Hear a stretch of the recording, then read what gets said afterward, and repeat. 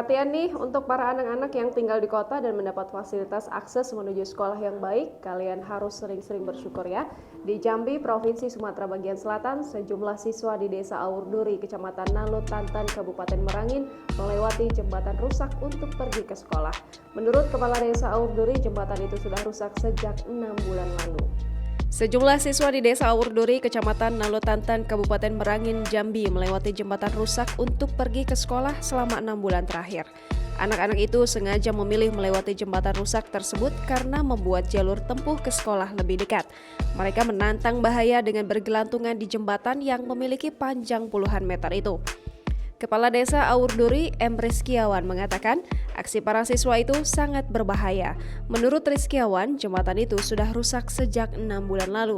Salah satu seling atau tali jembatan gantung itu putus pada Jumat 14 Mei 2021.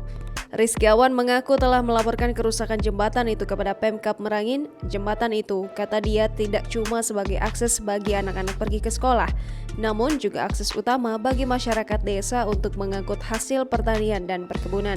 Dana membangun jembatan gantung cukup besar, sehingga dana desa tidak bisa digunakan memperbaiki jembatan. Meski masyarakat sangat bergantung dengan jembatan itu, Rizkiawan menyebut masih ada akses lain bagi warga untuk melewati sungai. Pada sisi sungai lain ada jembatan yang kondisinya sangat baik, namun butuh 30 menit perjalanan untuk menuju jembatan itu dari desanya. Untuk mencegah korban jiwa, Rizkiawan telah menutup jembatan dengan bambu agar warga tidak melintas. Sementara itu, pemerintah Kabupaten Merangin melalui Dinas Pekerjaan Umum dan Perumahan Rakyat menyebut belum mampu memperbaiki jembatan itu tahun ini. Pemerintah Kabupaten mengaku tak memiliki dana. Kabid Bina Marga PUPR Merangin, Yadi Novianto mengatakan perbaikan jembatan itu menjadi prioritas karena dipakai anak-anak untuk berangkat ke sekolah.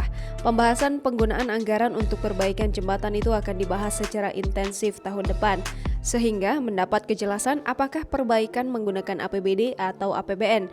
Dinas PUPR mengatakan telah turun ke lokasi meninjau kondisi jembatan yang rusak. Dinas PUPR akan memasang papan pengumuman sementara agar warga tak melewati jembatan rusak tersebut. Yadi pun meminta maaf Pemkab Merangin belum bisa memperbaiki jembatan itu. Pemkab Merangin prihatin terhadap kondisi pelajar yang berjuang melewati jembatan rusak untuk pergi ke sekolah.